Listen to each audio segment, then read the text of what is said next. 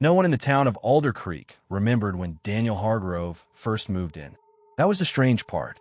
People remembered births, weddings, arguments at the grocery store. They remembered who left and why.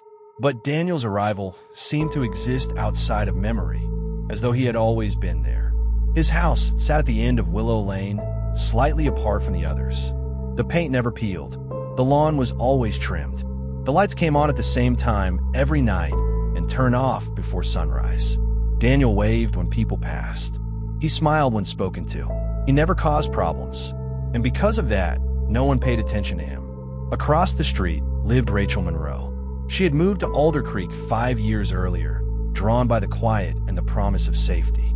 She worked from home, kept to herself, and followed routines much like everyone else in town. At first, Rachel barely noticed Daniel.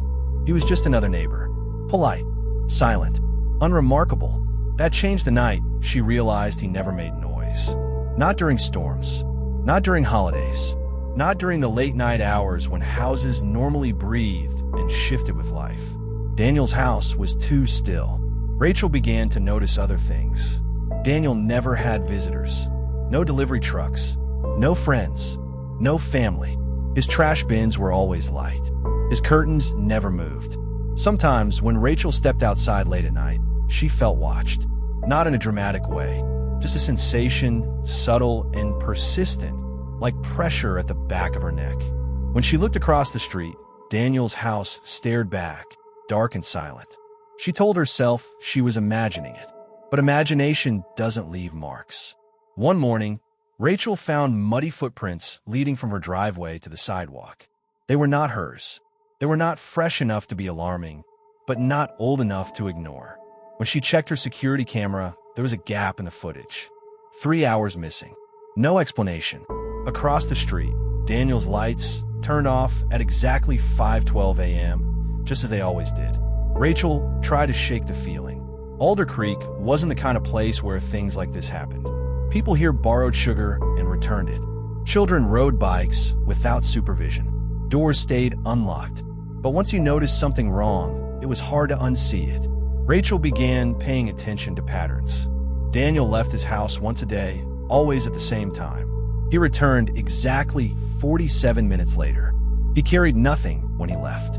He carried nothing when he came back. Sometimes, Rachel caught him standing at his window, not looking out but looking inward as though listening. She mentioned it casually to another neighbor. They laughed it off. "That's just Daniel," they said. "Quiet guy. Keeps to himself." The phrase repeated itself everywhere. Quiet guy. Keeps to himself. Then someone went missing. It was a teenage girl named Lily Anders. She lived 3 blocks away. She vanished walking home from a friend's house. Search parties formed. Posters went up. Candles were lit. Daniel attended the vigil. He stood at the back, hands folded, face calm. Rachel watched him the entire time. The night after the vigil, Rachel heard a sound from across the street. A low thud, then another, muffled, rhythmic. She filmed from her window.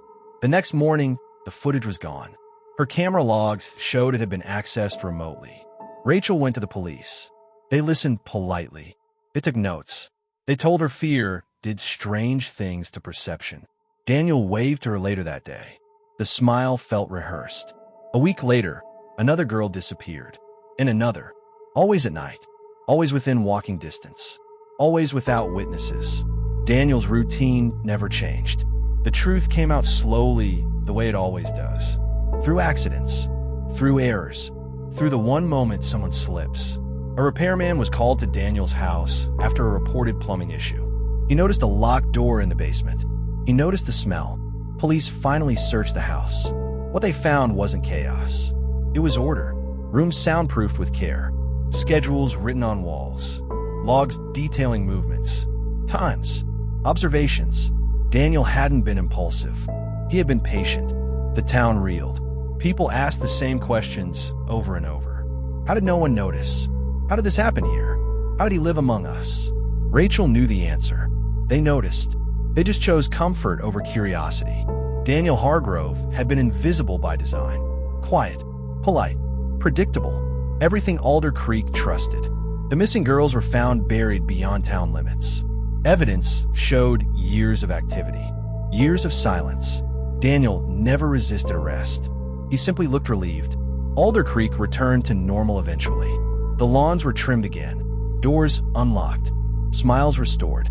But Rachel moved away, somewhere quieter, somewhere people listened when silence felt wrong. This is Whisper Files, and this was The Silent Neighbor.